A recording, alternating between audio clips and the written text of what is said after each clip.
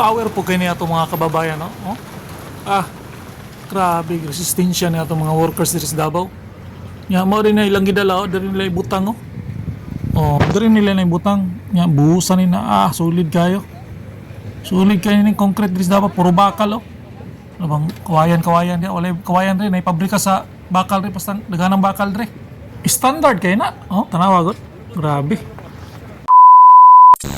May buntag sa tanan sa atong mga viewers, sa atong mga subscriber, may buntag sa inyong tanan karon adlaw nga Martes, pitsa 13, 2026. So ato ning i-update ning magtuod flyover. Kayo murang nakita nato na medyo na siminto na gyud ang tanan, tika side. So gamay na lang ginikulang, gamay na lang pag-anto sa atong mga motorista. Kay makita magina nato na simentado na ang 4 lanes, marag 4 lanes na gini. Nya tuloy-tuloy ang ilang trabaho, no. Paspasan gid nila. So taas na gyud kayo siguro ang tulo ka bulan ani. Way siguro nya ang kining kilid, kining mga barrier niya sulid man gid kay niyo. Gipatungan maginaogwan. Kita na. Gipatungan, bakos gina nila og concrete, no, sa flooring. Simento nya pabakos nila. Unya gipakaon nila sa modular blocks. Tibay man po kayo ni. Di po na basta-basta, no. So medyo traffic gamay kay padulong man ta og south nya buntag sayo pa man. So makaranas kita kay ang uban nangadto trabaho, nangadto sa ilang area nya pag adto kay kag south na buntag medyo makaranas kita gamay traffic. Nya diri banda sa kuan medyo libaong pa mga kalsada diri, so hinay-hinay ra gyud para kuan ang importante safety, no. Nya moderate man lang kayo ang traffic, di man kayo ingon na bumper to bumper gyud. Nya kadok padungta og Toril, no, Toril area ta natay tuon dito. So update lang nato ni na niagin man kita diri, so ato na lang kuan og update, no. Nya unyang hapon inigbalik na to ang Pika side na po, di ka matag south padung na po tag north pabalik. So unyang hapon. So karon okay naman, wala naman kayo kuan, gamay na lang gyud ni kulang. Unya sa ubos murag nalimpyo naman po diri bandaw, nawala naman to mga culvert diri na piling. So gipambutang na gyud, no, mga culvert nya, mga kuan gamay na lang gyud kay ni kulang, antos nang gyud. Unya mao ni Pika side ni padung na ni kuan kay na simento naman na may side diri, pikas tulay ni siya nya kini akong giagian simentado na. So o dito pikas padikit ka dito sa may modular blocks. Liba-libaong pag ginadiya. Nakaroon diri mga diagi man ko pikas side kay medyo simento man, concrete naman diri. So ayos pug kayo nya kita na nato. Tibay kay na power kay na mga workers diya, no. Bit sila og ano. Sa kaning kabilya. So tuloy-tuloy lang ang trabaho, no. Murag konkreto naman po ning pikas.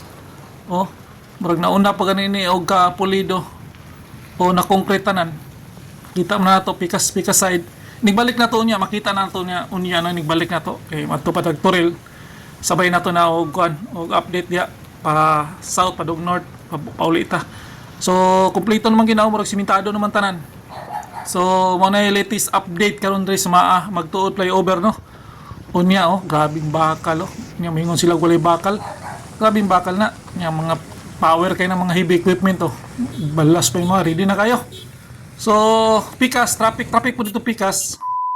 Nya karon kabalik na kita gikan tag Toril. So hapon na. Medyo alas 3:30 na. Medyo bumper to bumper gyud ang traffic karon kay padung na pauli na mga uban na ni. Pikas wala gikag north padung south wala. Wala kayo traffic. Kini padung diri. Grabe gyud. Antos na kita. Medyo ano lang yun, no. Cool down lang kita perminti ni katira traffic kay murag one lane ra ni diri. Murag one lane and diri dayon sulod. Makaranas tag upat ka lane, katulo ka lane. Nik-abot dito sa bay bukana gyud sa may natrabahoan. Murag isa na lang na ka lane dia. Nya lubak-lubak pa gyud, so magdinikita gyud, no. So ngani ka hinay, di pareha sa una, di pareha atong pagpadulong na to diri. Pikas tuloy-tuloy na diri pabalik. Ulian naman gud 4 na hapit. So nga ni gini makaranas gid og gamay-gamayng traffic nya one lane na naabot sa unahan. Nya diri banda, oh grabe po nito na may daghan ng trabaho dito sa unahan no. Mao makaranas pud og gamayng kuan gyud. Usag pagong gyud. Ready na kay na. Nya nakita na to no sa layo pa. Grabe ni mga truck tinggawas mo pud truck karon. Mo nang nakaranas gyud traffic kay mura og tinggawas man sa mga truck man ni puro atong nadikitan. Nya diri banda sa kuan kita na to na siminto na gyud no ang mga dalan, ano pinakarampa nila diri nabuka na no. Nakuha na gyud niya mo na ni gi-barrier nila buhusan na ni unya siguro unya gabi tuloy-tuloy man sulid kina puro bakal niya hindi gani nagkuan. Mo na ni pinakarampa nila isa ka buhusan na lang ni. Unya gi-ready na ginilo sabay-sabay na na. Mo na ni dia puro naman na concreting dia babaw.